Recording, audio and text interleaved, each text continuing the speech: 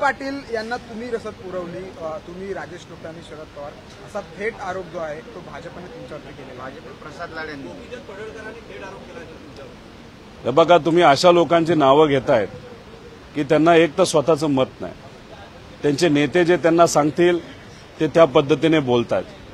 अब ज्यांना स्वतःचंच मत नाही त्याबद्दल जर तुम्ही मला विचारलं तर मी त्याच्यावर काय बोलणार.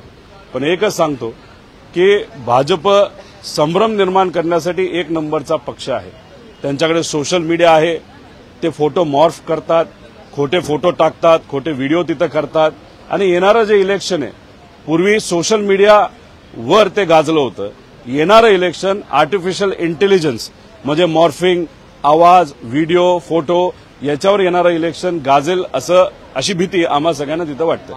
माढा लोकसभा मतदारसंघात महादेव जानकर उभे राहू इच्छित आहेत. त्यांनी भाजप विरोधातच दंड थोपटलेले आहेत. महाविकास आघाडी त्यांना आपल्यासोबत घेऊ इच्छित आहे का? मी माधव जानकर साहेबांना एवढंच तिथं विनंती करेल की आपण सकारात्मक लोकांच्या बाजूने लढण्यासाठी तयार असाल आणि ते आहेत असं दिसतंय तर नक्कीच त्यांचं स्वागत आमचे सर्व नेते करतील, चर्चेला ते घेतील. पण कुठंतरी ठाम भूमिका घेणं पण तितकंच महत्वाचं आहे आणि ती सुद्धा लवकरात लवकर घेणं महत्वाचं आहे.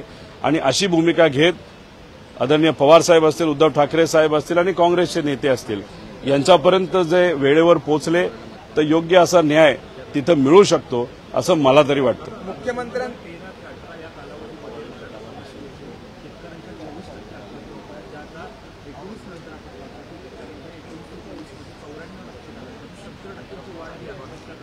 एकनाथ शिंदे साहेबांनी भाजपबरोबर जाताना 2-2.5 वर्षापूर्वी असं सांगितलं होतं की या महाराष्ट्रामध्ये एक सुद्धा आत्महत्या होणार नाही शेतकऱ्याची. पण आत्ताची परिस्थिती बघितली तर सगळ्यात जास्त आत्महत्या प्रतिदिवस जर कोणाच्या काळामध्ये झाल्या असतील तर त्या भाजप, एकनाथ शिंदे साहेब आणि आता अजितदादा यांच्या काळामध्ये झालेल्या आहेत. त्यामुळे दाखवायचे दात आणि खायचे दात या लोकांचे वेगळे आहेत. यांचं काय झालंय की ह्यांचा सगळा फोकस, सगळी ताकद ही पक्ष आणि कुटुंब फोडण्यामध्ये गेलेली आहे. त्यामुळे सरकारच्या माध्यमातून लोकांच्या हिताचे निर्णय घेण्यासाठी या लोकांकडे वेळ नाही हे कुठेतरी आत्ताच जाणवतंय. आता मुंबई अहमदाबाद महामार्गावरच्या ट्रॅफिक कोंडीमध्ये 3 दिवसाच्या बाळाचा मृत्यू झाल्याची माहिती समोर येते. विशेषतः 2 जुळी बाळांना घेऊन चाललेले होते. रुग्णवाहिका वाहतूक कोंडीत अडकली. कुठेतरी प्रशासनातील दिशाकारपणाचा फटका एका बाळाचा जीव गेलेला आहे. एक अत्यवस्था आहे. ह्यात मी राजकीय कुठेही काय बोलणार नाही. खरं तर ट्रॅफिकच्या बाबतीत खऱ्या अर्थाने लक्ष देण्याची जरूरत आहे. योग्य असं नियोजन करण्याची जरूरत आहे. जे रोड अनेक वर्ष होत नाहीत ते लवकरात लवकर कसे होतील यासाठी सुद्धा प्रयत्न केला पाहिजे. त्याच्याचबरोबर बजेट मांडत असताना मोठा निधी हा रोड पूर्ण करण्यासाठी देण्याची जरूरत आहे आणि ते आज देतील अशी अपेक्षा आपण सर्वजण करूया. आणि रोड जे चालू आहेत ते कंप्लीट होणं महत्वाचं आहे आणि मगच अशा अडचणी सुटतील. पण दुर्दैव आहे एका बाळाचा मृत्यू त्या ट्रॅफिक कोंडीमुळे झाला. महाविकास आघाडीतील जुने मंत्री असलेले बसवराज पाटील आज भाजपमध्ये प्रवेश करत आहेत. सातत्याने काँग्रेसमध्ये गळती लागलेली आहे. दुसरीकडे विजय वडेट्टीवार म्हणतात ज्यांना जायचं त्यांना जाऊ द्या. अशामुळे कुठेतरी महाविकास आघाडी आणखी कमकुवत होणार नाही का? नेते गेले म्हणून महाविकास आघाडी कमकुवत होईल असं वाटत नाही. जेवढे नेते भाजप घेईल तेवढे भाजपचे नेते नाराज होणार आहेत आणि त्याच्याचबरोबर लोक सुद्धा भाजपच्या विरोधात मोठ्या संख्येने तिथं जातील.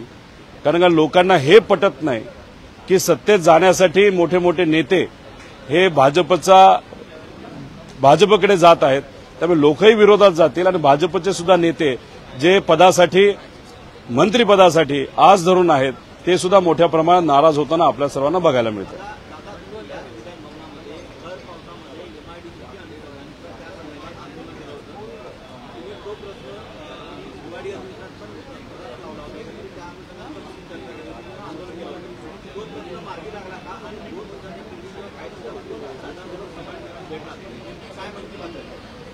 त्यात काय मन की बात नाही झाली, लोकांची बात झाली. लोकांचे प्रश्न पिण्याच्या पाण्याचे आणि शेतीच्या पाण्याचे तिथं घेतले गेले आणि ते मागे लागून आपण त्याला पूर्तता सुद्धा करून घेतलेली आहे. राहिला प्रश्न एमआयडीसीचा, आज अधिवेशनामध्ये सुद्धा संधी दिली तर आम्ही तो मुद्दा घेणार आहे. एमआयडीसी होणारच या सरकारकडनं, नाही तर 2024ला लोकांचं जेव्हा सरकार येईल त्यांच्याकडनं आम्ही 100% एमआयडीसीचा मार्ग हा मोकळा करून घेऊ. मी एवढंच बघणार आहे की जेव्हा देवेंद्र फडणवीस साहेब हे विरोधी पक्ष नेता होते तेव्हा अजितदादा जेव्हा पुरवणी मागण्या मांडायचे तेव्हा त्याच्यावर टीका ही देवेंद्र फडणवीस साहेब करायचे की एवढी पुरवणी मागणी आणण्याचं कारण काय. आता सुद्धा गेल्या वेळेसपेक्षा जास्त पुरवणी मागणी ही आत्ता आणली गेली आहे. त्यामुळे देवेंद्र फडणवीस साहेब साईडला बसून दादाबद्दल काय बोलतील का आधीचे जे वक्तव्य त्यांचे हे वेगळे होते आत्ताचे वेगळे असतील हे कुठेतरी बघावं लागेल. त्यामुळे देवेंद्र फडणवीस साहेबांचा चेहरा आज बघण्यासारखा असेल.